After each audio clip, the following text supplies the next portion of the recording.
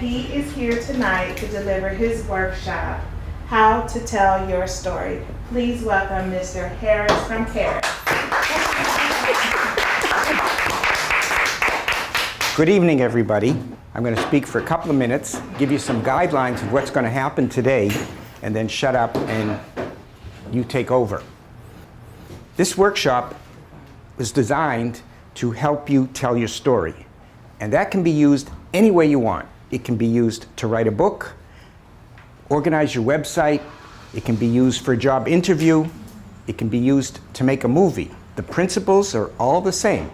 The storytelling that we're going to concentrate on are the three parts that you already know: the beginning, the middle, and end. But I have my own take to it. We're going to start with the end, the conclusion. That is the most important part of the story. The first part of the conclusion is, what's your point? What's your point of your story? And so that's why you want to hire me as the best candidate for this job. That might be your point. Okay? So your conclusion has to be powerful. So when you get working on this, start with what's going to be my conclusion. Now, it can be completely fiction. You can make it up. You can make up a job interview. You can make up a story. You can make up anything you want. But you want that powerful ending. You want a call to action. What do you want them to do after you've impressed them with your talk? If you're talking, you better have a purpose. I mean, unless you're just letting off steam. But even if you're angry, you're talking to a good friend, at the end of the day, what would you want them to do? And so that's why I want you to come and help me when I go beat up this guy tomorrow. Or whatever it's going to be, you want that strong finish. Part two is the beginning. The beginning is, how are you going to bring them in? I want you to tease your audience. Start off with some fantastic notion. What would bring them in? Nobody likes me. Nobody wants to talk to me. Oh, yeah? Well, I'll tell a story that'll make them interested. You know, I was just crossing the street, right? And I was minding my own business. I had my equipment, and all of a sudden I had these two guys come up to me. And one of them said, "Look at that. That's my beginning to a story." You see? Think about, it's a game. It's a cat and mouse. I want to bring you in.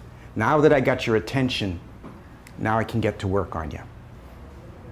The third part is your middle part. And in a way, it's the easiest, but in a way, it's the most difficult.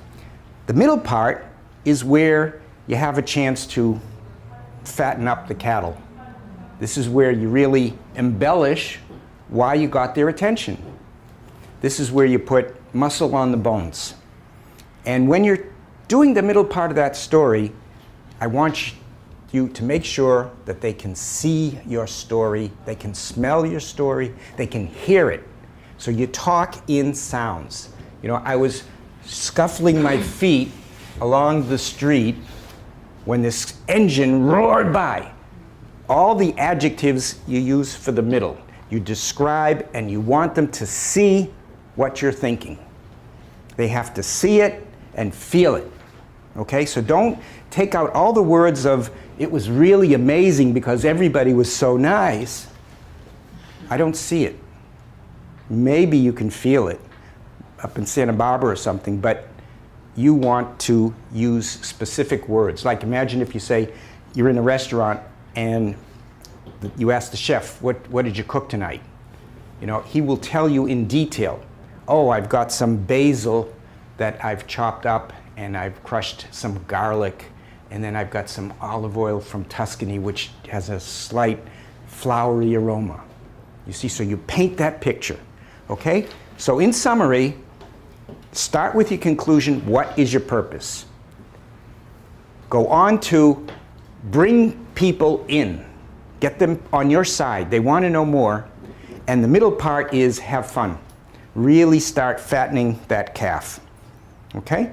And another beautiful thing about this concept is, since you have your conclusion already done, if you start getting shy, or if you get into your story too much and you find that your time is running out, just slide into your conclusion.